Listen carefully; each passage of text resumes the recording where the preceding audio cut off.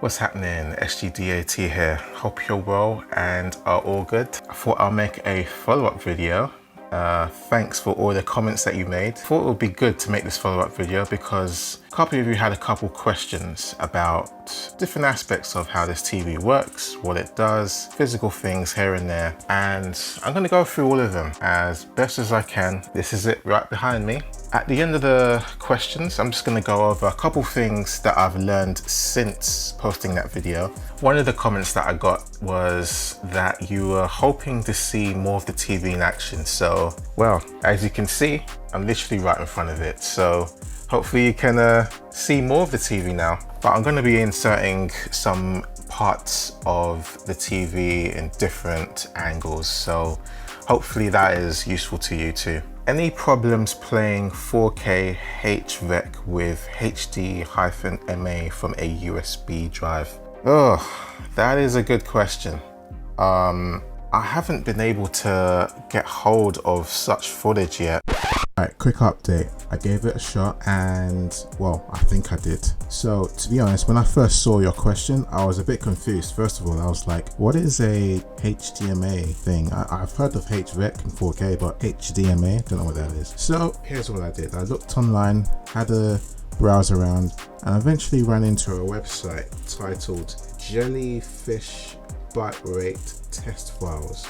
Well, the website address is gel.yfish.us, and I just scrolled all the way to the bottom where all the high quality stuff was and downloaded their biggest file at 1.4 gigabytes, which is roughly 20 seconds long, and it's titled 400 Mbps 4K UHD HREC 10bit.mkv. So is that the right test? Either way, you can see how that test went with these videos right here. But yeah, I think it's pretty capable of playing stuff. However, how well it's capable of playing it is another story. I don't know how smooth this is, but if I can remember correctly, this plays pretty smoothly on my PC. Saying that, my PC is pretty beastly, so there we go. I also downloaded another bit of footage from another website. It appears to be sample footage used on the Kodi.wiki site and is also used for Samsung's UHD demos. I think this particular video was a HREC 10-bit 23.976 FPS video, and that played a lot better than the Jellyfish video. I think the Jellyfish video is the benchmark to beat, and it didn't do too bad. Saying that, I have watched a number of different things via Kodi, and so that has been able to play files as big as 1 gigabyte. Saying that those 1 gigabyte files would be roughly 30 minutes long. So there you go. Does the TV stand swivel? I was going for the 8555 but found this on the same price on Curry's, but stand seems different. Yep, the TV does swivel. Of course, it's not a unlocked swivel, so it will only swivel so far. It will swivel enough for you to say, get behind it, plug in a few things or unplug a few things, or if you just want to mess around with the cabling. But yeah, it swivels pretty well. I should be able to do a quick demo here now. So, okay, that's the extent on the left side. And that's the extent on the right. When swiveling the TV, it is quite smooth and it allows you to just, well, do what you need to do behind it basically. It's nothing special. I wouldn't advise swiveling it personally for aesthetic reasons, really. It just, you know, I like everything nice and straight where possible. All right, next question. I'm glad I found this review. I'm interested in this TV, but would like to wall mount it. I'm concerned that it's quite deep according to the fact sheet, approximately 12.5 centimeters. What's your opinion on this? When you include a bracket, could it be 7 inches from the wall, which is quite a lot? This is the only worry that's stopping me from purchasing at the moment. Thank you. Well, that is entirely up to you.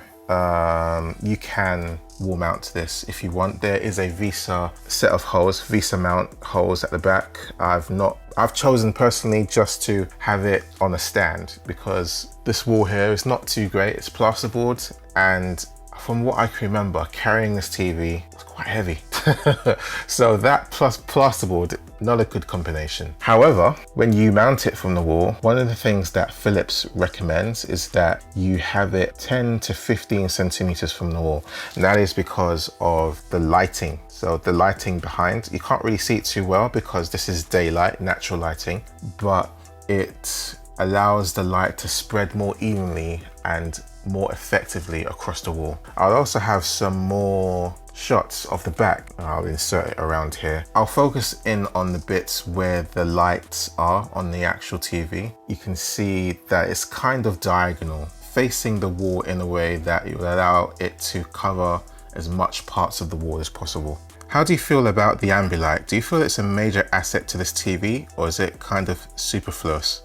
And apart from the issues with the smart features, do you still feel the picture quality is great? Have you tried watching football and other sports? How does it handle motion? I actually ordered this TV, but the 70-inch model, but I'm still thinking if I made the right choice or not. It depends how you want to use it. Now, if you're watching anything like football, you're really just going to get the color of the field, or in this case, green. So all you're really going to be seeing is green stuff around the TV. So that's not really what it was meant for. I mean, it's meant to be an immersive experience. And so if you want to be immersed in your football game, well, cool. I guess you'll kind of have that surrounding green feeling. This is more for content consumption, like films or playing games.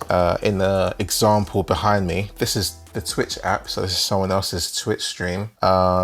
It's pretty good. You can see how it's being projected onto the wall behind it. And one of the things I did right before getting onto this question was switching it to game mode with the remote. What that does is allows the lights to be more responsive, depending on what's on the screen. You may not always want responsive lights. For example, a documentary or whatnot in game mode. It's probably not appropriate, because then every little change on the screen will be instantly, I don't know how to describe it, but there's some sort of smoothing effect that goes across the lights in general when it's not in game mode. As to when it is in game mode, you'll start to see a lot more accuracy in terms of specific parts of the screen being projected onto the wall. Hope that makes sense. As for the picture quality, it's really, really good. This guy, I don't know what this guy is doing. He's just in the menu. What's he doing? This is more like it. PvP. So yeah, hope that answers your question, but I wouldn't get it if you're just intending to watch football. Of course, it's a great TV for football, but if you're just considering this TV for the lights with the sole purpose of watching football, you may not enjoy it as much as if you're just consuming normal content. Hi Samson, great video.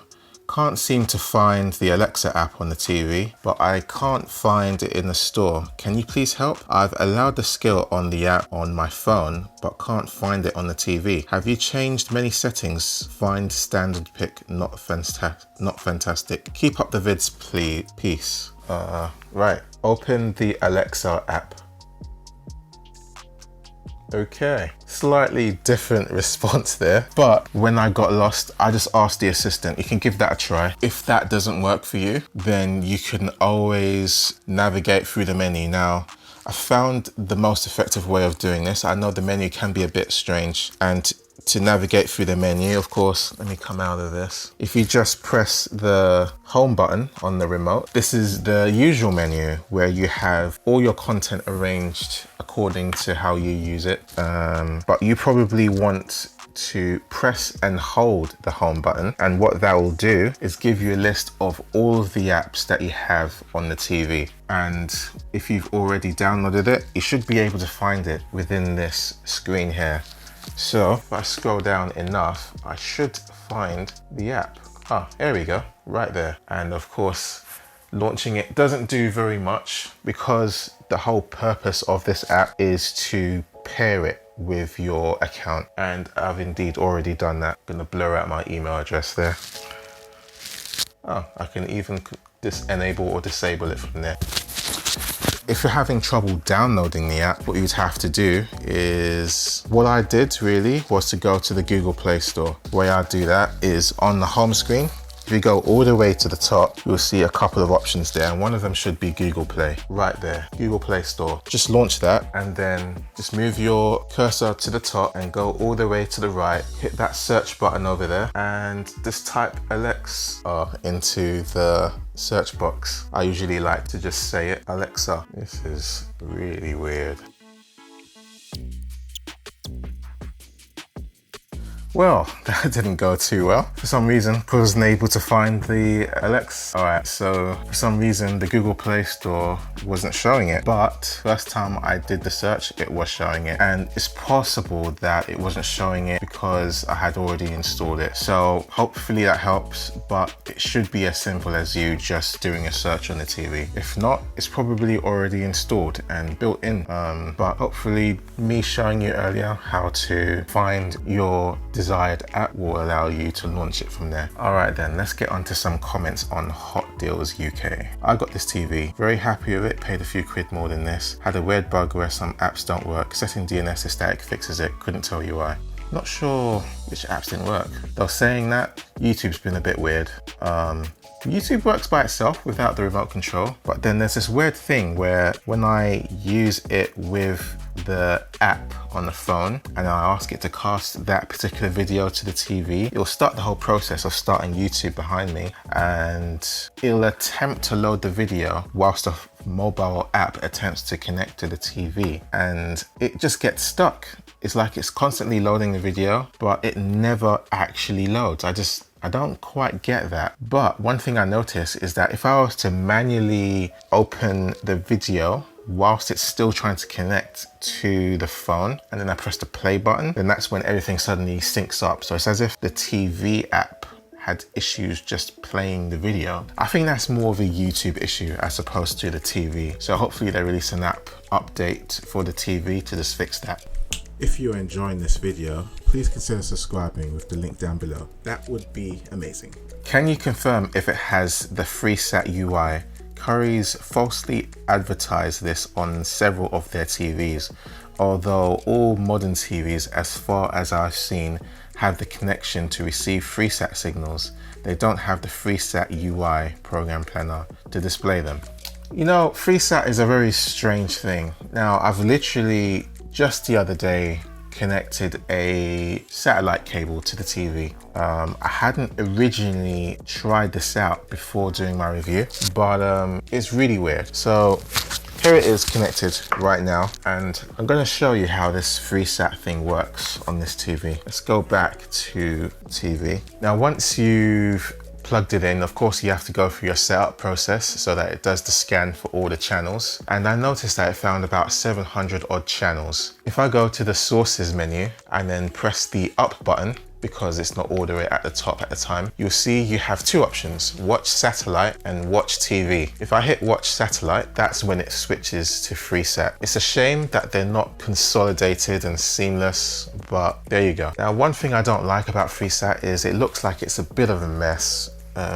There's a whole load of duplicate channels. For example, if I go to the list here, these are all the channels that it's found. I'm currently on channel 86, which has this Saturday Kitchen Live, but check this out. I've also got channel 85 with the exact same thing, and it gets even better. Check this out. Let me go to channel 1, and then scroll down. There's a number of channels here, and they all have this lock sign on it. I'm not sure what that is for, but I suspect it's to do with some sort of subscription. I'm going to guess that you can subscribe to some service like Sky, I guess, and a number of these channels will be unlocked based on that subscription. But to me, for someone who expects a subscription-free signal from a service called Freesat, I don't want to see locked channels, or as a matter of fact, I expect everything to be unlocked. This to me is a huge mess because there's just channels I just can't access, and I don't want to see that. It's just a mess, and I have to keep scrolling before I actually find what I'm even interested in. Look at that, Prime Video HD. Let's go to this locked channel, and what you'll see is, well, nothing. It will just say channel scrambled. Please check if the CI Plus module and the smart card have been inserted correctly. Not impressed. But yeah, this is the UI that I can see. It's just a list on the side, and if I try to go to the TV guide button, let's see what happens. So here is the Android TV / Philips TV guide. But yeah, it's just an expanded version of the list on the side. You have all these channels that you can't access, just taking up space. And I'm just trying to scroll up and down, looking at a whole bunch of empty space, nothing basically. And I can't seem to find a way to at least hide what I don't want to see. Another thing I found I can see here is it's not actively seeking what's on this channel. So I have access to this channel, for example, yet it has no information on it. That to me also doesn't make any sense. I can be scrolling and scrolling and scrolling until suddenly I find some stuff. But yeah, it's nowhere near the polished experience that you get from Freeview. Watch the difference. If I go back and switch to Freeview, sources, down, antenna, and then go to the TV guide, instantly content, information, no duplicate channels. It's just so much better. So hopefully that helps. But yeah, I agree, it's a bit of a mess. Freeview in general is a lot more polished than Freesat. If you want the Freesat experience, you may have to just get a set-top box, I'm afraid. Unless some form of update can be sent over to this TV to just work better, I guess. But as this is Android TV and it's owned by Google, yeah, I'm not expecting very much in the side of quality because Google has their hands in so many things, but they're not mastering anything. Can anybody advise if I can, e.g., search for artists or albums using my voice? Does the remote have a mic? My Samsung TV was advertised as works with Alexa, but the only thing it can do is turn the TV on and off, sometimes just off only. The digital assistant is pretty good. So over here, we have our remote. And on the remote, we have the digital assistant button for Google Assistant. When you push the button, it will allow you to ask it a question. Now on the remote, there is a little hole here that lights up whenever the TV is listening to you. It also indicates to you that you're able to speak. So when I push this button here and ask it the question, say for example, switch the channel to BBC One HD, you can see it shows at the bottom there exactly what it just heard you say, and it will go ahead and do that. Of course, you can ask it anything like, I don't know, I'm not much of a music guy, but play me music by Taylor Swift. Now, I've actually muted the TV, but the TV responded by saying, sure, playing Taylor Swift on YouTube. It's now launching YouTube, and it's going to play the video that it thinks you're after. Now, this doesn't look much like a music video to me, but it really does depend what you're asking it. Now, if you want certain artists, you may have to get very specific with the questions you ask. Maybe I just didn't ask the right combination of question. But one thing I did notice is that this TV also has Google Play Music. And so I'd imagine the assistant would tap into that if in case you want to play music from your Google Play Music account. There's also Spotify included, and I've not set up either of those, so I'm not sure exactly how I can test this. You know what? Let me sign up for Spotify. Make sure your phone and TV are on the same network. Open the Spotify app on your phone. Welcome, Samsung Gables. You can now log in automatically on this device. All right, so now it's playing my podcast on the TV. Let's unmute. All right, I'm gonna give that another try. Play Taylor Swift on Spotify. Your Spotify account needs to be linked first. You can do that in the Google Assistant settings. Right, yet another step I need to do. And right as I did that, I got a push notification on my phone saying that I need to link the account. And the link button right in the notifications, okay. All right, I'm gonna give that another go. Play Taylor Swift on Spotify. Just said it's playing Taylor Swift on Spotify. Let me unmute it. Boom, immediately starts playing. Let's play something else. Play Gangnam Style on Spotify. Gangnam Style by Psy, sure. Playing on Spotify. I don't want it to fall out. So it's good to kind of create that pocket and not go all the way through. Let's try that again. Play Gangnam Style on Spotify. Gangnam Style by Psy, sure. Playing on Spotify.